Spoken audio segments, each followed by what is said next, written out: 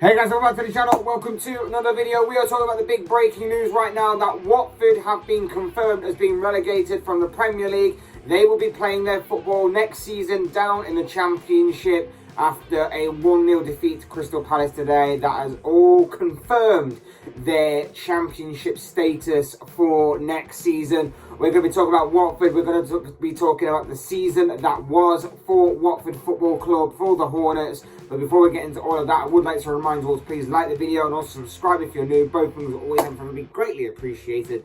And for now, let's get into talking about Watford, who, like I say, today have been confirmed as being relegated down to the Championship from the Premier League, ending their brief return to England's top flight division this season.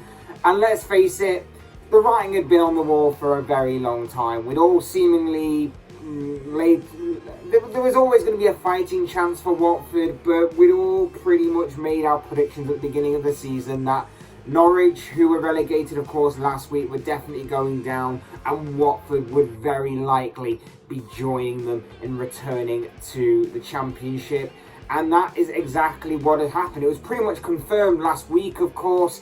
A defeat last week to Burnley, all but confirmed Watford's relegation status then. But of course, there was only the small, tiny shred of goal difference that was keeping their hope alive of maintaining their Premier League status. It was always going to be a massive uphill battle, an even more steeper uphill battle after what we knew last week, the scenario that was going to be playing out for Watford going forward. And of course, as we now know, following defeat today to Crystal Palace, in which Wilfried Zaha condemned them to the Championship after a 1-0 loss to Patrick Vieira's side, we know that they will be playing their football next season in the Championship. They have officially been relegated.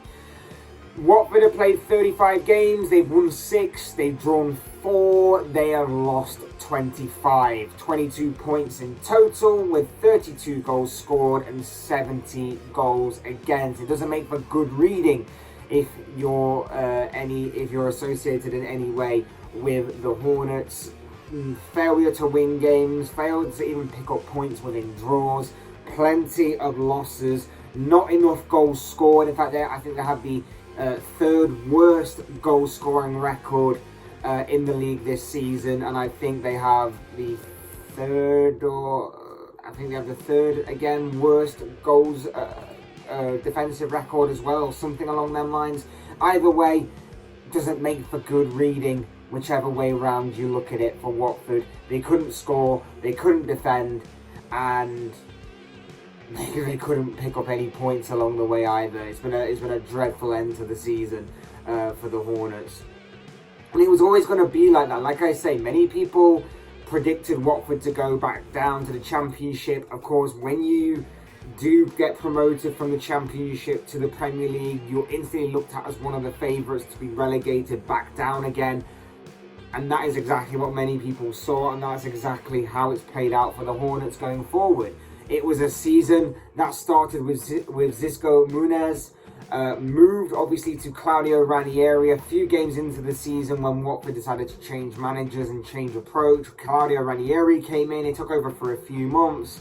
He then got the sack and was replaced and succeeded with Premier League veteran Roy Hodgson.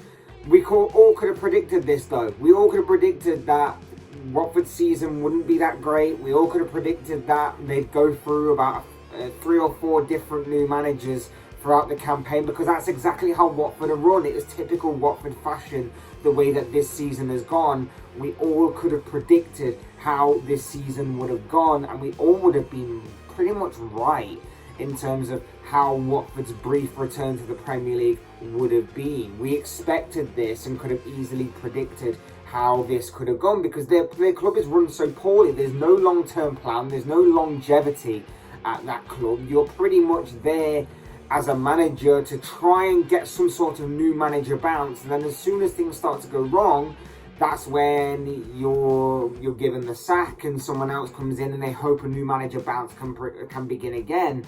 Unfortunately, it didn't happen under Ranieri. It didn't happen under Hodgson. Despite the fact that was like their last roll of the dice to try and maintain their Premier League status. It just hasn't happened for them at all this season, and henceforth that's why they are now looking at life back in the Championship. Like I say, it's been terrible all season. There've been flashes and glimpses of good play and good results and even performances from key players. You look at the likes of the result against Manchester United, just jumps right on the top of my head. The prime example, the 4-1 win very much early on in the season. That was an exceptional result for them. But you look at the key players, and apart from maybe say Emmanuel Dennis, who scored 10 goals and assisted 6 times in 32 appearances in the Premier League this season, and maybe Ismail Assar, who had a bit of an injury hit campaign admittedly, but managed to get 5 goals and 2 assists in the 21 appearances that he made. You know, it's just not overall good enough.